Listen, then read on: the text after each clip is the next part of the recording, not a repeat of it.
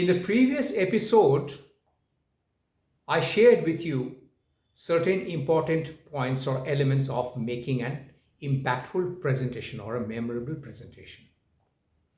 Now, one of the important components of a presentation, usually a corporate presentation, is the slides, the PowerPoint presentation slides that you display on the screen, big screen, right? The question is, if the slides are so important, how do you make the slides? Now, one thing here you must keep in mind to start with is the slides are used only to emphasize what you want to say, what you want to convey. It should not override what you wanted to say, which in other words means that slides should not be so gorgeous or so gaudy or so full of texts that all the attention of your audience shifts to seeing and reading through the slides only, instead of listening to what you want to say and absorbing your communication, what you conveyed, the message. So slides are only as a supporting tool for you, nothing more. But in order to make that, in order to draw the attention of your audience to the slides, how do your slides look like? It is said that for any single slide, you should give at the most 3 to 4 seconds to your audience to go through the slide. Sounds surprising? I'll tell you how it's possible. Just 3 to 4 seconds. In order to make that, you make the slides simple. By just a glance at it, people know what you're talking about. So how do you do it? You keep minimum number of words on each slide. It should never be a sentence that you read through. Never ever do that.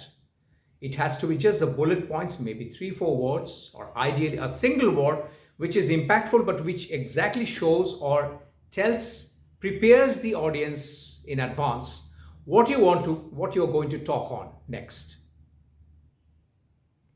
Second would be the font has to be large enough so that audience attention immediately grabs on that word.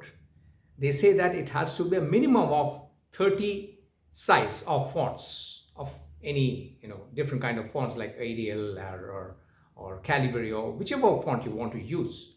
But 30 would be, ideally 24 to 30 would be the size that you have to use so that it's at the center of the slide and it immediately grabs the attention of your audience.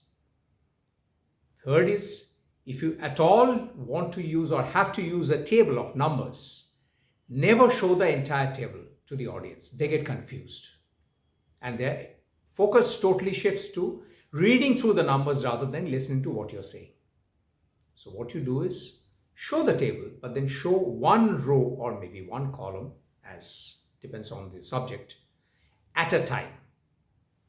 Slide by slide at a time, one column or one row at any point of time. And always on a single slide, talk on one point. Let's say you have 10 points. Ideally, your presentation should consist of at least 10 slides. Each slide talking about one unique point.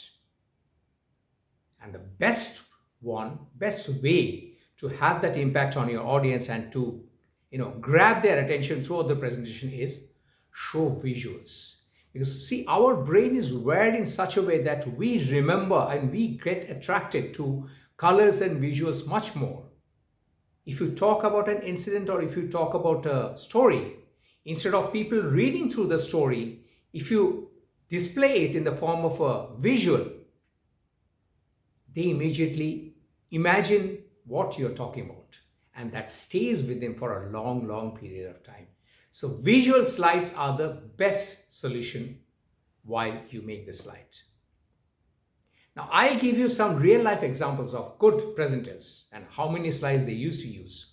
Like Steve Jobs, for example, in one of his earlier iPhone presentations on iPhone, in the first 3 minutes, he used just 19 words in total spread over 12 slides, which works out to just barely one word per slide. And that's how impactful his presentation always used to be. There is a person called Guy Kawasaki who has got a principle, who has laid a principle of 10, 20, 30, which talks about there should ideally be in a 20-minute presentation 10 slides. So 10 slides in a 20-minute presentation, and the font size has to be of the text has to be 30. So that's a 10, 20, 30 principle. Al Gore, I have the ex-vice president of the United States, I read somewhere that in one of his presentations, he presented as many as 266 slides, each containing just one visual or one word. And nobody realized there were so many slides. He went through that so smoothly in such a short period of time.